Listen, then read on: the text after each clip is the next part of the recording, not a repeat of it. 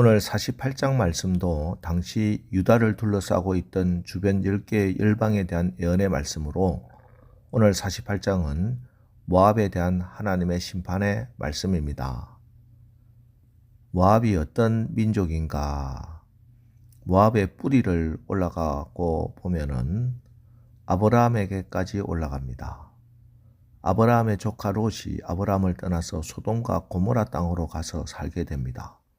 하지만 죄악으로 가득한 소돔과 고모라는 유황비와 불비로 심판을 받게 되고, 이때 하나님의 자비하심으로 롯의 가족은 천사의 손에 이끌려 겨우 구원을 받지만, 롯의 사위들은 이 심판의 말씀을 농담으로 여기다가 멸망받고, 롯의 아내는 뒤돌아보지 말라는 하나님의 말씀을 듣지 않고 뒤를 돌아보다 소금 기둥이 되지요.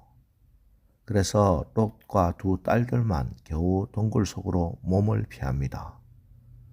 하지만 소돔 땅의 세속적인 문화에 물들어 있던 두 딸들은 아버지에게 술을 먹이고 아버지를 통해 자녀를 낳습니다. 이렇게 해서 낳은 자녀가 모압과 암몬이었습니다. 세월이 지나 이들의 자손들이 민족을 이룹니다. 자, 하나님의 선택을 받은 이스라엘 민족의 입장에서는 모압과 암몬은 수치스러운 역사였습니다.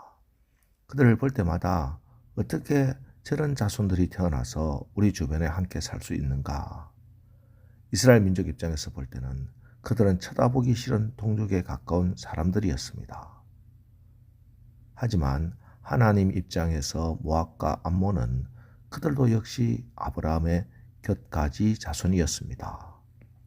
하나님의 입장에서는 그들도 역시 하나님이 돌보셔야 할 하나님의 아픈 손가락 중에 하나였고, 하나님이 돌봐주셨습니다. 그래서 이들도 나중에 큰 민족을 이루고 큰 나라를 이루었지만 끝까지 하나님을 부정하고 끝까지 하나님을 거부합니다.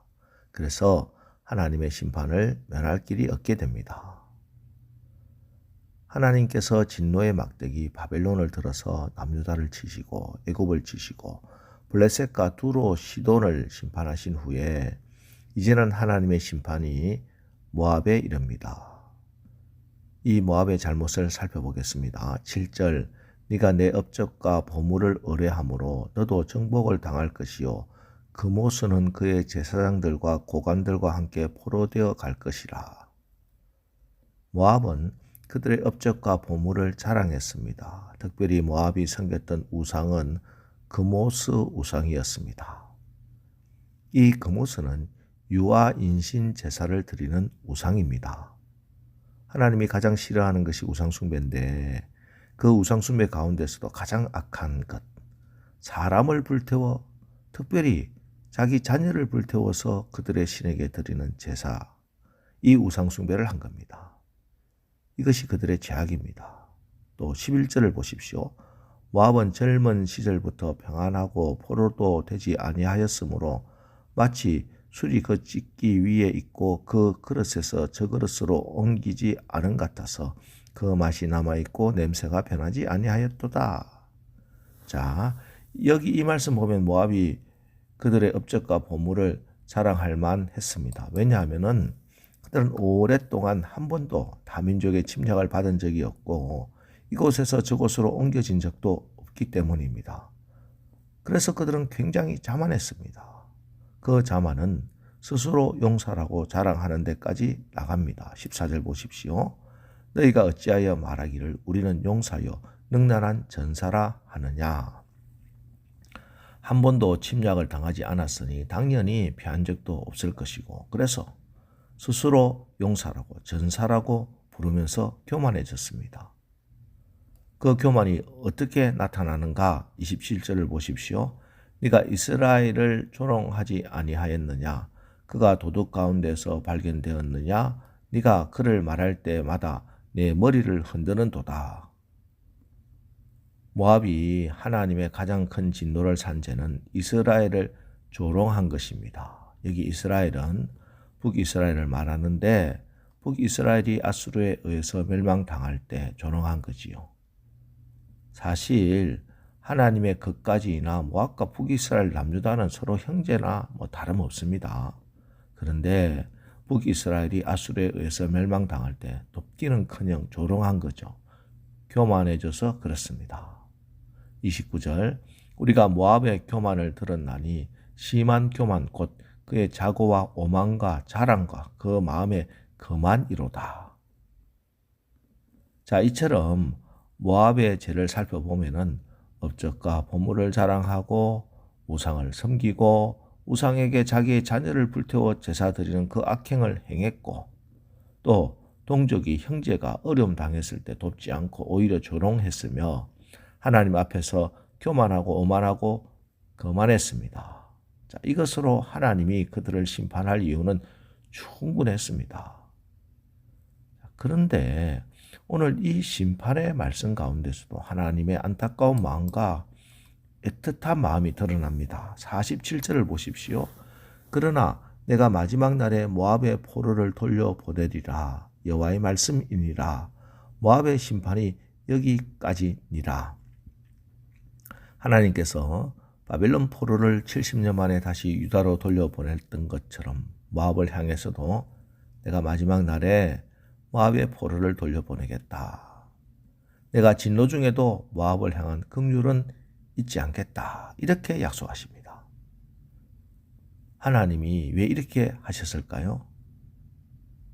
모압이 하나님 보실 때 아픈 손가락이었기 때문입니다. 사실 그들이 더러운 죄 가운데 태어났다고 거룩한 성민이라고 자부하던 이스라엘에게 그동안 얼마나 멸시를 많이 받았겠습니까? 이걸 하나님이 기억하시고 불쌍히 여기신 겁니다. 아브라함이 하갈을 통해서 낳은 이스마엘, 하나님의 선택은 받지 못했지만 그럼에도 우리 하나님은 그 하갈과 이스마엘을 긍휼히 여기시잖아요. 여주인 사라로부터 학대를 받을 수밖에 없는 처지의 가련한 여인을 그리고 그 아들을 우리 하나님은 끝까지 붙드시고 긍휼히 여겼듯이 오늘 이 모압에 대해서도 우리 하나님 긍휼하심과 자비하심을 끝까지 놓지 않으십니다. 저는 오늘 새벽 말씀을 통해서 두 가지를 깨닫습니다. 첫 번째는 하나님은 이 세상 어떤 죄인도 멸망받기를 원하지 않으시고 긍휼히 여기신다는 것입니다. 내가 볼 때 도대체 저런 사람이 왜 사느냐, 도대체 저런 사람을 왜 하나님은 금방 심판하시지 않는가 하는 사람이 있을 수 있다고 하더라도 우리 하나님은 그들조차도 아프게 사랑하신다는 것입니다.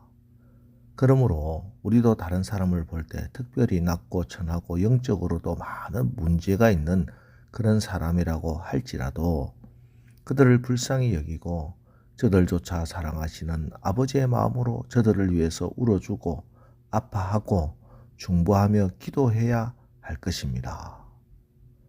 그리고 또 하나 기억해야 할 것은 하나님이 은혜의 겉가지였던 아브라함의 겉가지 중에 하나였던 모압까지도 돌보시고 그들을 책임지시는데 하나님의 선택된 백성, 하나님의 아들 독생자 예수 그리스도를 통해서 구원받은 우리를 어찌 그냥 두시겠는가 하는 것입니다. 하나님은 당연히 하나님의 자녀된 여러분을 하나님의 은혜의 장중에 붙드시고 도우시고 책임지실 것입니다. 이런 하나님에 대한 분명한 사랑의 확신을 가지고 오늘 하루 사시기 바랍니다. 그래서 모압을 불쌍히 여기시고 도우시는 하나님께서 오늘 여러분을 책임지시고 도우신다는 사실을 기억하시고 이 험하고 악한 세상에 힘내서 승리하는 복된 하루 사시기를 주님의 이름으로 축원합니다. 기도하겠습니다. 하나님, 오늘 모압에 대해서 심판을 하시면서도 그 가운데 긍휼함을 드러내 주시는 아버지 하나님의 말씀을 우리가 읽었습니다.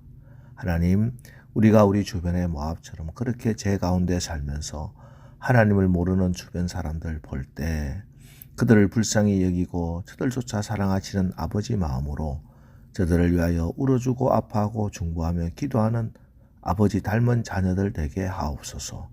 오늘 하루도 아버지 하나님 사랑에 대한 확신으로 담대하게 승리하게 하옵소서. 예수님의 이름으로 기도합니다. 아멘.